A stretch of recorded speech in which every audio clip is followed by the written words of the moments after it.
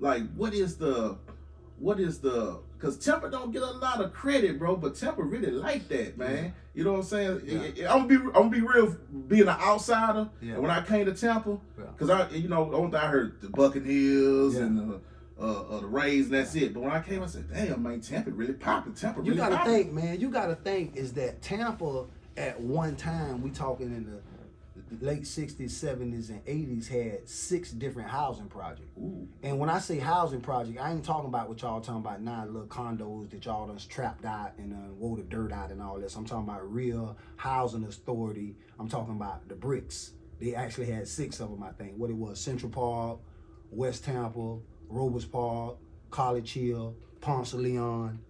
We not gonna even count Columbus Court, and we ain't gonna even count River Central Terrace. Court. Yeah, exactly. You had River Terrace. That's 6 housing projects that we had. So this was 6 different.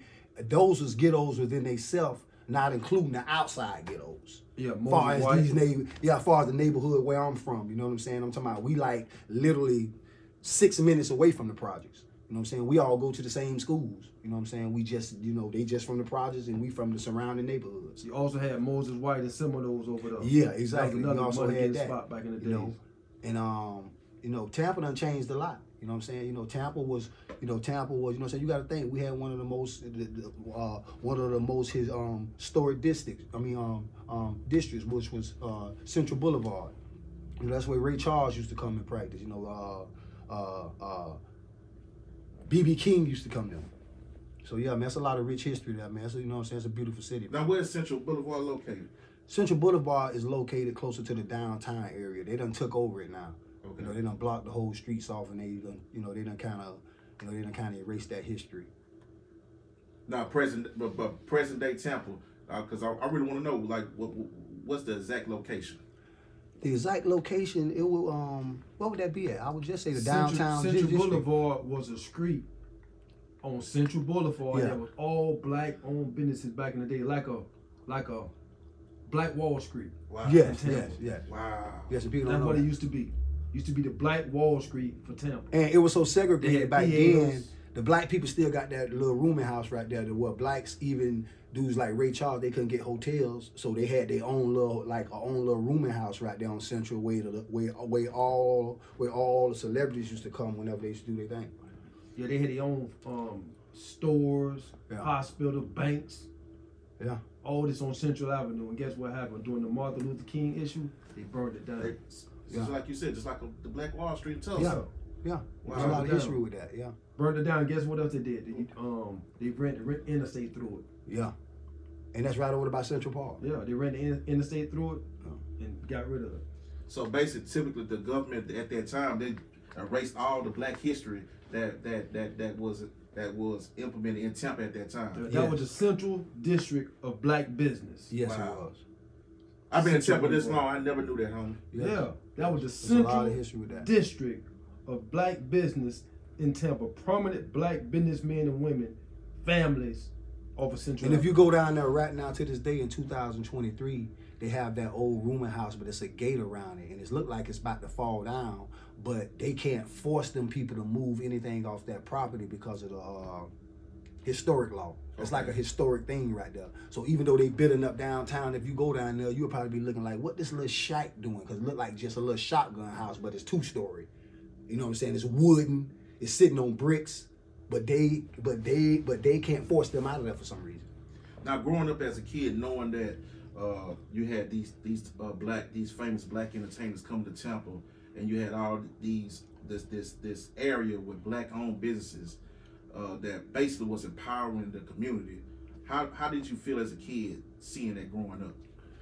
Well, I said something the other day about the Florida Sentinel Bulletin that I'm willing to bet, I could be wrong, that the Florida Sentinel Bulletin is the longest black owned and operated 100% black newspaper in the United States. It's been 70 some years. I want to say 75 years, and they never got closed down once. They've been running for 75 years straight.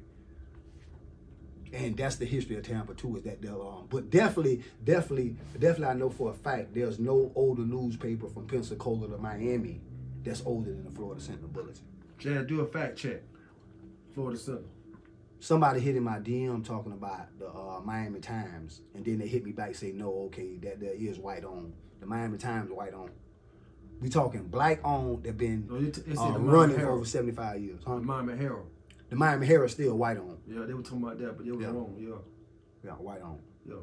The Florida Sentinel been running like, man, close to 80 years. I'm talking, I want to say 76 years they've been running straight, bro. And they right in the hood. What are we saying? Are we saying like over time or What's the Tampa? longest? No, what's the longest black running newspaper first in the state of Florida?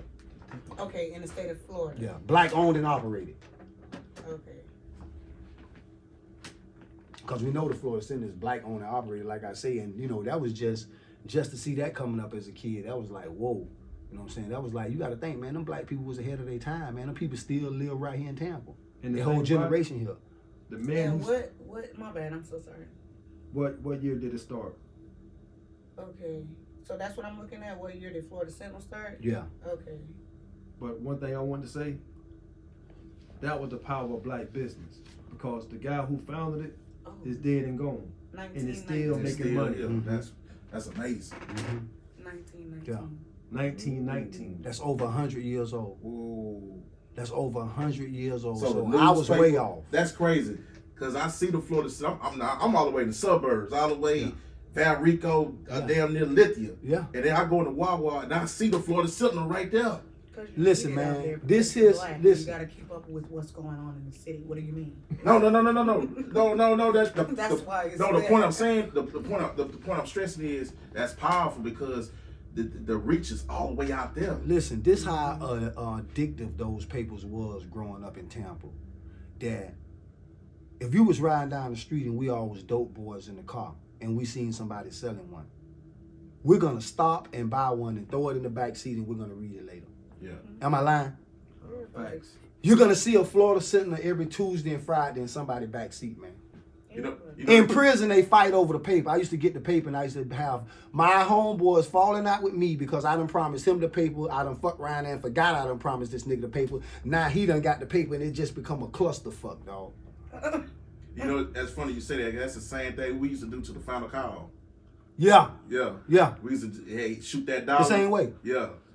So that's funny you say that. Yeah, man. But the Florida Sentinel was like our iPhone, man. You know what I'm saying? Like you had the crime section in the back. Like nobody from Tampa really reads the paper from the front to the back. We read it from the back to the front. You know, we get to the crime section. Then after the crime section, you know, I think we get to the sports and boom, we get to the little celebrity series. I said then we get to the obituaries. Then we get to the birthday sections. Then we get to the shout outs and all that. And it was real entertaining, man. It was real entertaining. They kept us entertained for a long time. You got to think that was our source of news at one time. Black news. What's the Florida Sentinel? We didn't have no other source of news other than that newspaper. Before Instagram, TikTok. That's the Facebook, only source. Listen, they had a club scene in there, man. The way they out to these nights.